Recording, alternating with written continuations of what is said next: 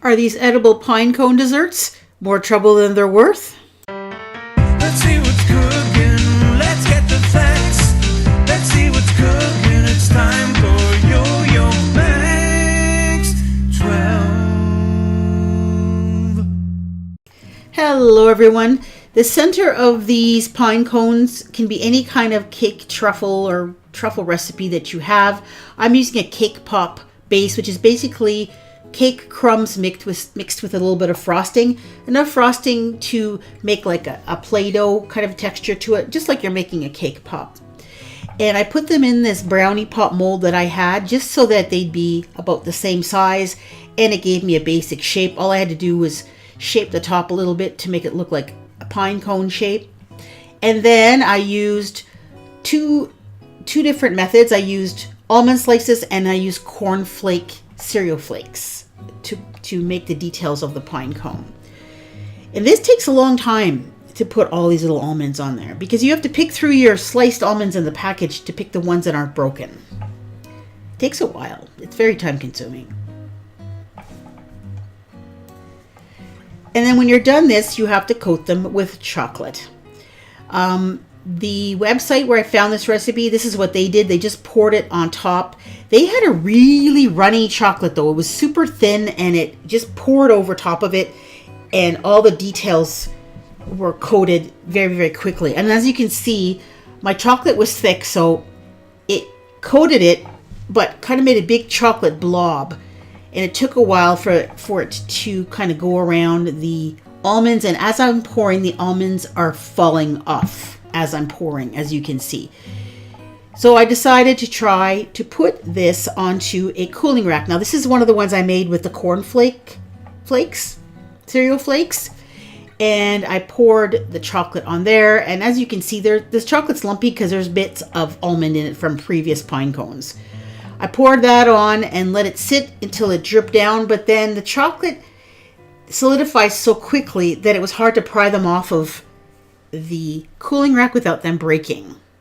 So I said, hey, why don't we try dipping these, like say with a fork? Okay, so here goes the first one. Not too bad for the first one. Dipped it in, picked it up out of the chocolate, and I just lost a few almonds like I did with every single one of them, and a couple of chunks of cake in there as well. But I managed to get it out of the chocolate, let the excess drip off, turned it over successfully, and managed to get it off of the fork with a little bit of swearing onto a silicone mat to let it harden. The next one fell off right away off the fork. Now you can't stick the fork back in too hard because it's going to flatten the tip of the pine cone or it's going to break it right in half. So I turned it over and managed to fish it out of the chocolate with the fork, losing a bunch of almonds and chunks of cake pop.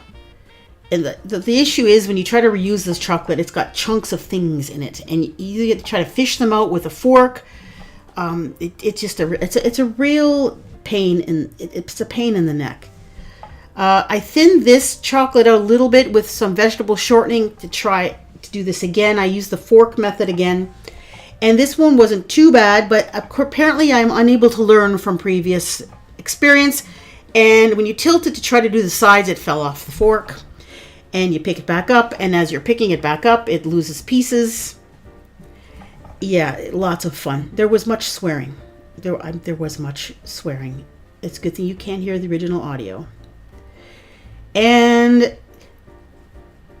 there we go. There are some pieces falling off. And I let them harden, and here they are. They look not too bad, considering. Don't look too close. And then I sprinkled a little bit of powdered sugar on them to make it look like they have snow on them. And these are actually quite good to eat. You have almonds or cornflakes and chocolate, and you have that cake pop center. So, you know, they are good. They are good, but are they worth the effort to make? It's a hard no for me on this one. I tell you, I won't make these again. I did bring these to a little Christmas party I had, and people thought they were really cute and they enjoyed them. So I guess that's good. But these are just way more trouble than they're worth, to be honest with you. Now, as far as looks go, the cornflake and the almond ones are almost indistinguishable from one another. Like, I tried to pick them out by just looking at them. It's really hard to tell which one's which. Taste-wise, it was kind of down the middle. Some people preferred the almond ones and some people like the cornflake ones. So that part's up to you, if you want to make these. I have lots more Christmas goodies on this Christmas Treats playlist. Hope you check it out, and thank you so much for watching.